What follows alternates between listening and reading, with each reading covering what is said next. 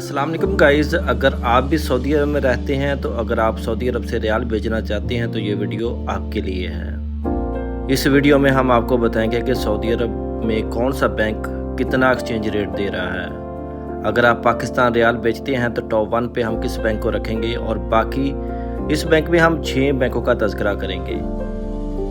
Top 1 पे हम जिस बैंक को रखेंगे इस वीडियो में हम आपको बताएंगे और बाकी बैंकों के एक्सचेंज रेट के भी बारे में आपको मालूमात दी जाएगी, तो वीडियो लाजमी एंड तक देखना।